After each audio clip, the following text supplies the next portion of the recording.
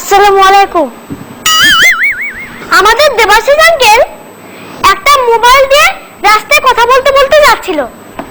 এই সময় এক ছিনতাইকারী এসে দেবাশিস আঙ্কেলের হাত থেকে মোবাইলটা নিয়ে পালিয়ে গেল। কিন্তু দেবাশিস আঙ্কেল তাকে বাধা না দিয়ে হাসতে লাগলো। আমি বললাম, এ কি দেবাশিস আঙ্কেল, ছিনতাইকারী এসে তোমার মোবাইল ফোন নিয়ে গেল আর তুমি হাসছো? হাসবো না, পোস্টপেড মোবাইল, গতকালকে ফি বাকি ছিল 20,000 টাকা, এবার বেটা বুঝো। একদিন গেদু চাচা একটা ছাগল নিয়ে কোথায় যেন যাচ্ছিল। উপর থেকে হাবলু বাবা বলল, কি মশাই, ছাগলটা নিয়ে কই যান? স্কুলে।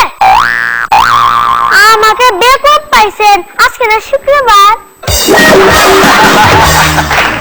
নিপুণ আন্টি জুতা কিনতে গেছে, কিন্তু নিপুণ আন্টির কাছে আছে 1,000 টাকা। সেই দোকানের কর্মচারী ছিল আমাদের গেদু চাচা। নিপুণ আন্টি বলল, আপনি জুতাটা প্যাক করে দিন, কালকে এসে আমি বাকি টাকাটা দিয়ে যাব।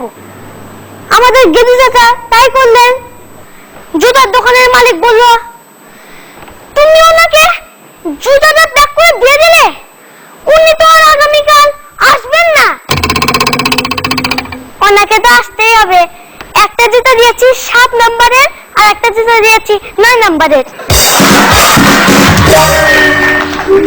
একদিন আমি আমার গেদু চাচাকে বললাম, চাচা তুমি যে প্রতিদিন মাশরুম খাচ্ছ, এত মাশরুম পাও কোথায়? ওই যে আমাদের বাড়িওয়ালার ছাদ থেকে। ওখানে বুঝি ওরা মাশরুম চাষ করে? আরে না, মাশরুম শুকাতে দেয়। আমাদের গেদু চাচা তার বউয়ের কথায় উঠবস করে। এজন্য গেদু চাচা সিদ্ধান্ত নিল তিনি আত্মহত্যা করবেন। কিন্তু আত্মহত্যা করতে পারলো না। কেন? তো অনুমতি দেয়নি। আমাদের গেদু চাচা সাধু বাবার কাছে যে বলছে, বাবা আমাকে সংস্কৃতি শিখান তো। সংস্কৃতি শিখে আপনি কি করবেন? মারা গেলে কাজে পড়বে, আর যদি মারা গেলে নরকে যান, গালিগালাজ তো আমার জানাই আছে। একদিন আমার বন্ধু হাবলু আমাকে বলল, জানিস শান, আমি আমার পোষা কুকুরটাকে সবসময় দেখি আমার হাত চাটতেছে। ভাত খাওয়ার পর ভালো করে হাত ধুলে তোকে কোনো কুকুর চাটবে না। একদিন আমরা সবাই মিলে আড্ডা দিচ্ছি, দেখি দেবাশিস আঙ্কেল তার সিটে ঘুমাচ্ছে। আমি বললাম, এ কি আঙ্কেল, তুমি ঘুমাচ্ছ কেন? আরে আমি তো ঈশ্বরের সাথে কথা বলছি। ও, তারপরের দিন আমি তার সিটে গিয়ে ঘুমিয়ে পড়লাম। দেবাশিস আঙ্কেল বলল, এই তুই আমার সিটে ঘুমাচ্ছিস কেন? আমি তো ঈশ্বরের সাথে কথা বলছি। আমার লগে ফাজলামো করো। আচ্ছা তাহলে ঈশ্বরের সাথে তোমার কি কথা হলো? উনি বলল, গতকালকে তোমার সাথে ওনার কোনো কথা হয়নি।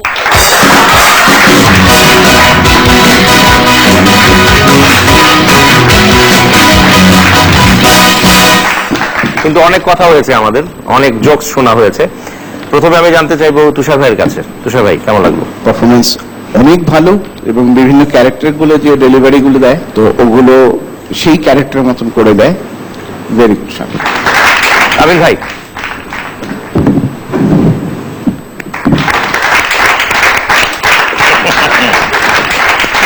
হ্যাঁ বাবা,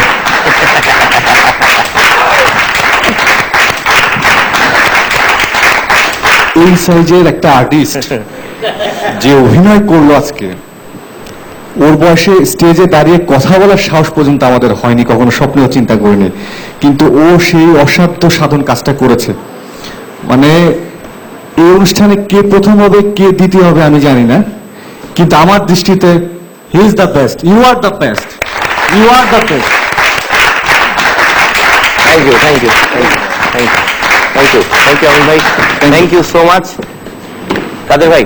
খুব ভালো হয়েছে বাবা, এবং তোমার অনেক শুভকামনা করি আমি। Thank you, thank you. Nipun. Shan, তোমাকে আমি এখন একটা জিনিস দিব। কিন্তু সেটা তুমি দেবাশিস আঙ্কেলকে দিতে দিবা না। চলে আসো, যাও যাও যাও যাও। কাছে আসো। যেটা দেওয়া হবে সেটার উপর কিন্তু হাত দিয়ে রাখবা, মনে আছে তো এর আগের বার কি করছে? এখানে ছিল, এবার এটা।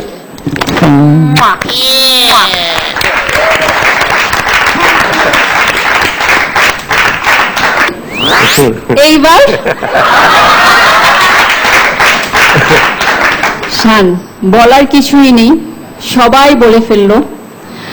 আর আমি অলরেডি বললাম যে অসম্ভব ভালো ছিল, খুব বেশি ভালো ছিল।